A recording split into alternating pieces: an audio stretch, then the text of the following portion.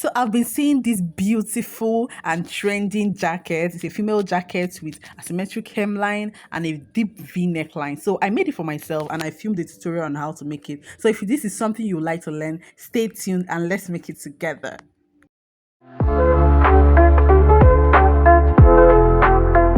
Alright, you're welcome to class. So the first thing I did was to fold my pattern paper.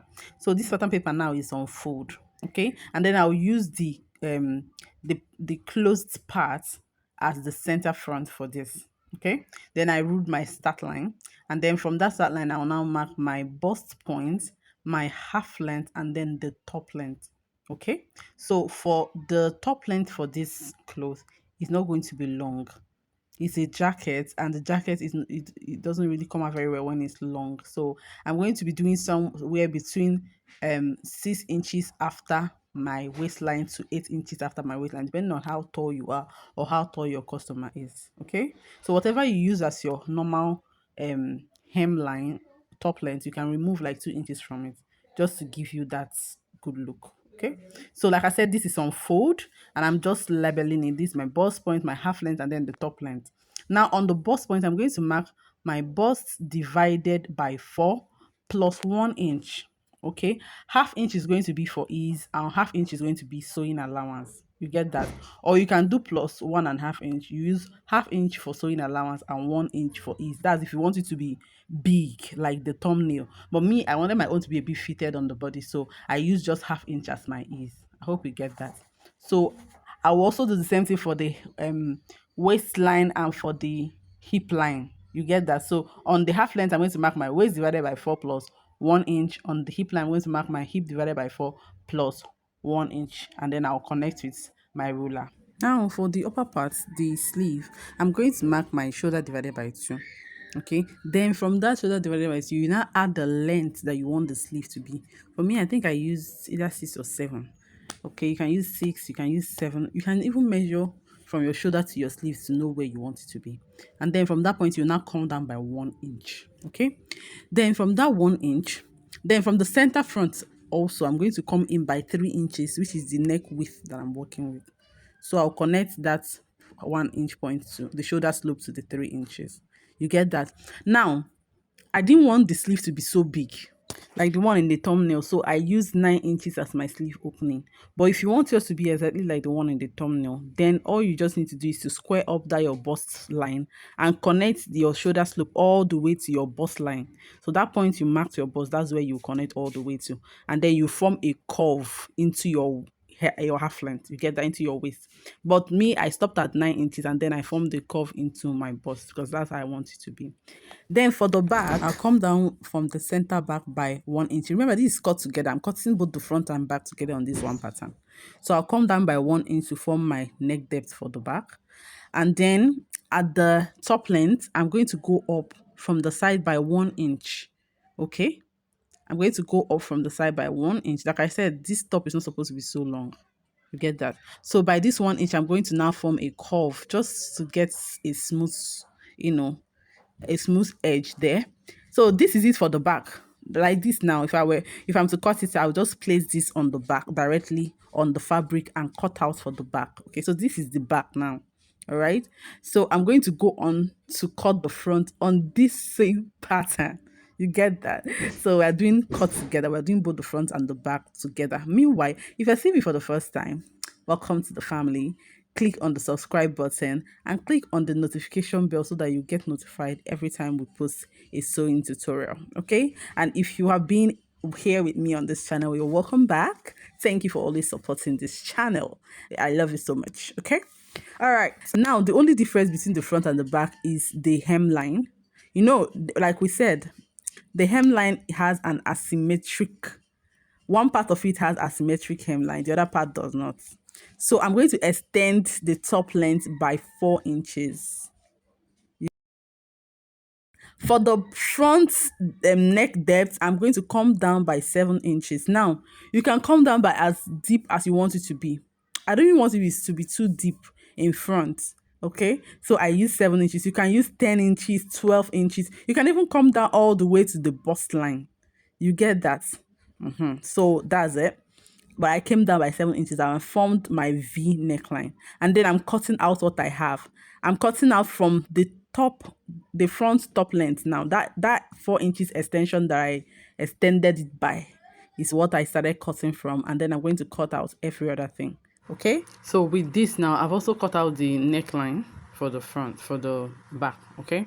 Now that my 7 inches I came down by for the front neckline, I marked it on the other. I flipped the paper. You know this paper is on fold, so I flipped it and marked that same V neckline before I opened it up. So now that I've opened it up, you can see the V neckline is obvious. Okay, now mind you, what I'm doing now is the front. Remember, the front has the whole overlapping and all of that. So from the crease like that, from the center of the front, I'm going to go in by 2.5 inch or by 3 inches, depending on how overlapped you want it to be.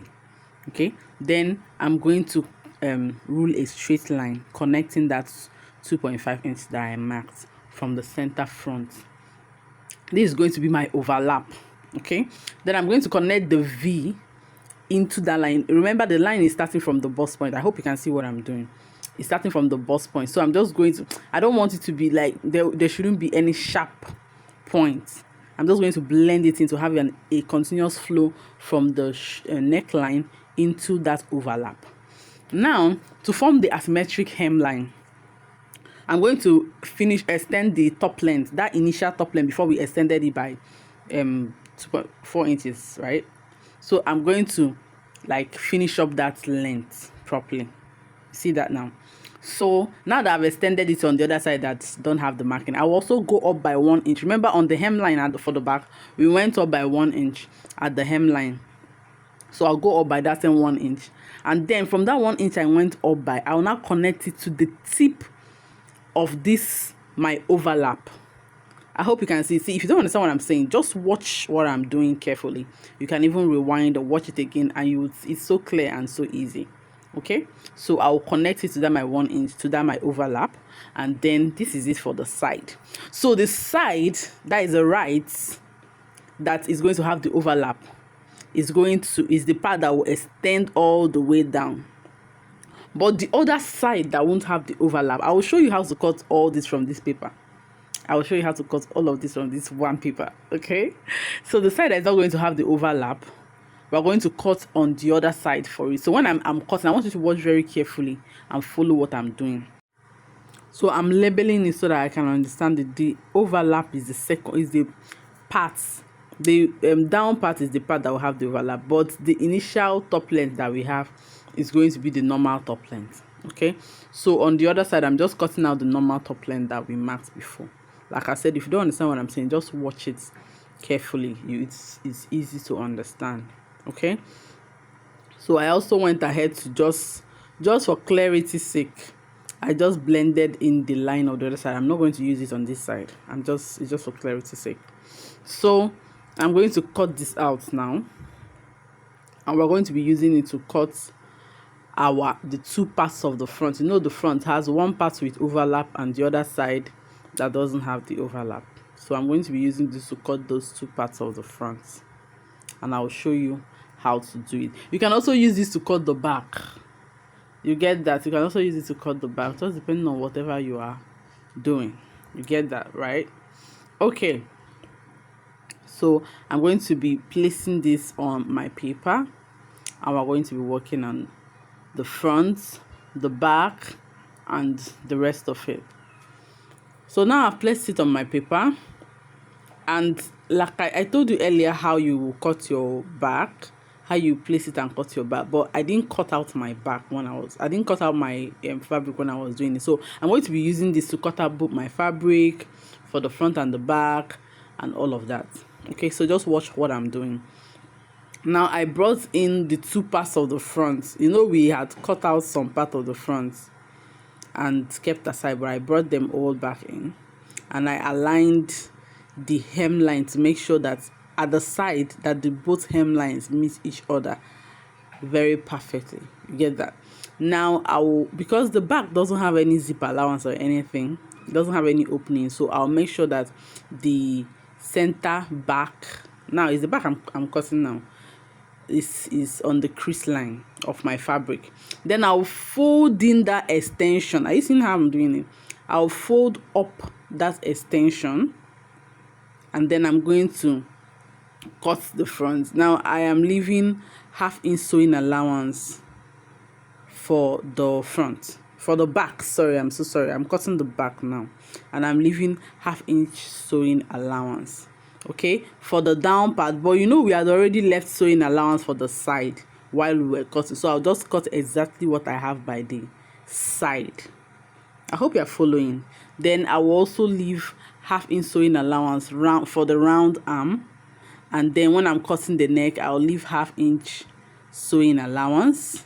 This for the back now, and when I'm cutting the shoulder, I'll also leave half-inch sewing allowance. I hope you're following. So this is our back now. You see the way I lifted up the extension that we had for the front, and I've cut out the back. I'm done with the back actually. I'll just notch the right places, and that is it. Okay, now I'm going to cut the front. Now for the front, I'm going to be using that piece that has the extension. I hope you're following. And I'm going to be cutting it together first, and then I'll separate it to differentiate the right from the left. So to cut the front, I brought in the piece. Notice the piece that I brought in is the piece that has the extension. You get that? I hope you saw that now. The piece that has the extension is what I'll place. That's what I'll use to cut both the right side of the front and the left side of the front. So I'm just placing my I'm using my phone as pattern holder. Can you imagine that? And I'm going to be cutting this out. So if you'll be following up to this point, please do well to give this video a thumbs up. It tells the algorithm that we are doing something good here, and it will push the video to other persons that would need to watch it. Okay, so give it a thumbs up. All right, so like we cut in the front, I left half-inch sewing allowance on the down part, but I didn't leave any sewing allowance by the side because we had already left sewing allowance when we were cutting the side. Okay, I also left half-inch sewing allowance for the sleeve opening, and I'll be leaving half-inch sewing allowance for the neck, for the neckline, and for the shoulder. Okay, then once I'm done doing that, you know that the two parts are not the same, so I'm now going to be cutting the other side the way it's going to be. You see that? So the part that will not have the asymmetric extension, I'm just going to fold in the asymmetric extension. You see that? And then I'm now going to cut out the excess that I had from the parts that has the extension. I hope that makes sense. Please, if you understand what I'm saying, tell me in the comment section, okay, so that I'll know that I'm communicating properly with my students. All right, so this is where we're going to be ending the tutorial for today. In our next tutorial, I'm going to be showing you how to piece it together, how to sew it. It's actually very easy to sew. Like, you can sew it under 1 hour. Yes, so if you're seeing this tutorial, just know that the next tutorial is already up on my channel because I'm going to be posting the both of them together. I just didn't want it to be so long, so check out for the next tutorial. It should be in the link in the description, or it should be in the what is it called now, in the caption somewhere on the right corner or the left corner of your screen right now. All right, so I will see you in the next one.